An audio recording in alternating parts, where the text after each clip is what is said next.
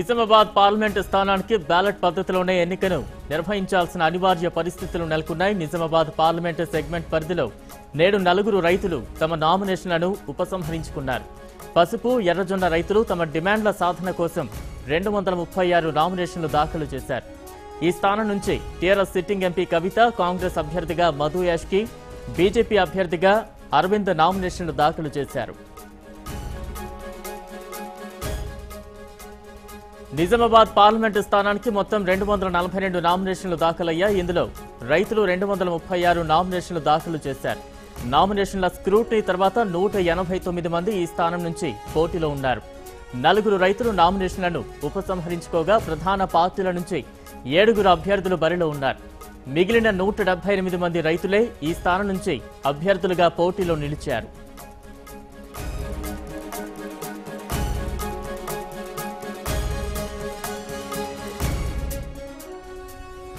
మొత్తానికి 185 మంది అభ్యర్థులు బరిలో ఉన్న కారణంగా బ్యాలెట్ పేపర్ ద్వారానే ఎన్నికలు నిర్వహించాల్సిన అనివార్య పరిస్థితులు నెలకొన్నాయి. దీనికి సంబంధించి మరింత అప్డేట్స్ మా ప్రతినిధి నవీన్ అందిస్తారు. నవీన్, మొత్తంగా నిజామాబాద్ లోక్సభ స్థానానికి బ్యాలెట్ పద్ధతిలోనే ఎన్నికలు నిర్వహించేందుకు ఈసీ సన్నద్ధమైనట్టు తెలుస్తోంది. ఎలాంటి అప్డేట్స్ ఉన్నాయి?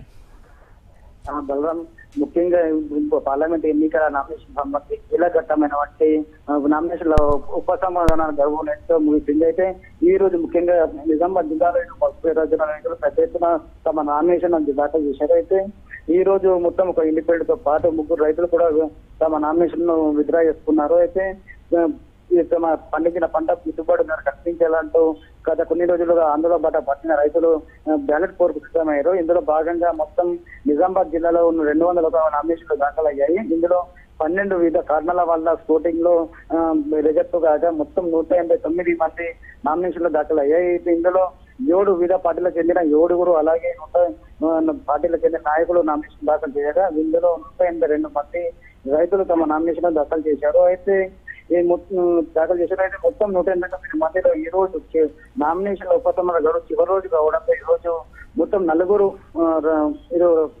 ఇందులో ఒక ఇండిపెండెంట్ తో పాటు 3 రైతులు తమ నామినేషన్ విత్డ్రా చేస్తున్నారు. వీరిలో ఒకరు నల్ల వినోద్, అలాగే జాతం సాయిరెడ్డి, సిద్ధి బాపురావు, అలాగే నల్ల తిరుపతి రెడ్డి. ఈ మొత్తం 4 తమ నామినేషన్ ఉపసంహరించగా మొత్తం 178 రైతులతో పాటు అలాగే ఇటు టీఆర్ఎస్ పార్టీ నుండి సీఎం కేసీఆర్ కూతురు కవిత, అలాగే బీజేపీ పార్టీ నుండి ధర్మపురి అరవింద్ కుమారుడు, ధర్మపురి శ్రీనివాస్ కుమారుడు ధర్మపురి సంజయ్, అలాగే బీజేపీ ఇటు కాంగ్రెస్ పార్టీ నుండి మాజీ ఎంపీ మధుయాష్కి కూడా బరిలో ఉన్నారు. మొత్తం 185 మంది బరిలో ఉంటున్నారు. అయితే మొత్తం చూసుకున్నట్లయితే 67 మంది భారత ఈవీఎంల బదులు బ్యాలెట్ పత్రాలతో ఎన్నికలు జరగనున్నాయి.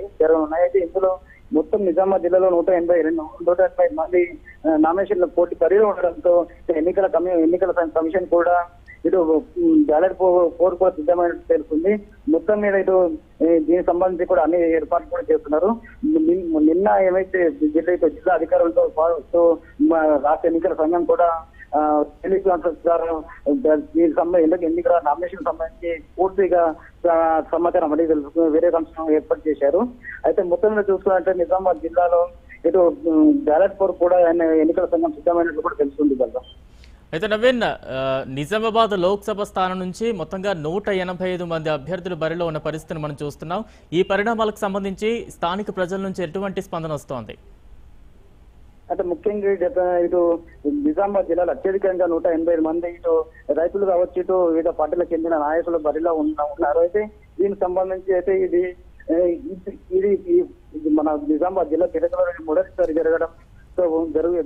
జరుగుతుంది. అయితే మొత్తం మీద ప్రజలు కూడా అయితే తాము పండించిన పంట గిట్టుబాటు ధర కల్పించేటట్టు కొన్ని రోజులు ఆందోళన పట్టిన రైతులు బ్యాలెట్ పోరు అవడంతో ప్రజలు కూడా అయోమయంలో పడ్డారు. అయితే తాము ఏ పార్టీకి ముఖ్యంగా ఇటు బ్యాలెట్ పత్రికలో చెప్పించినట్లయితే 1 కాదు 2 కాదు ఏకంగా ఒక బుక్లెట్ కూడా చెప్పించవలసిన పరిస్థితి పడుతుంది. దీంతో ఇటు అభ్యర్థి ఓటర్లు తమకు ఎవరు ఓటు వేస్తున్నామో ఎవరు వేస్తామో తెలియని పరిస్థితి కూడా గందరగోళం ఏర్పడుతున్న పరిస్థితి ఏర్పడింది.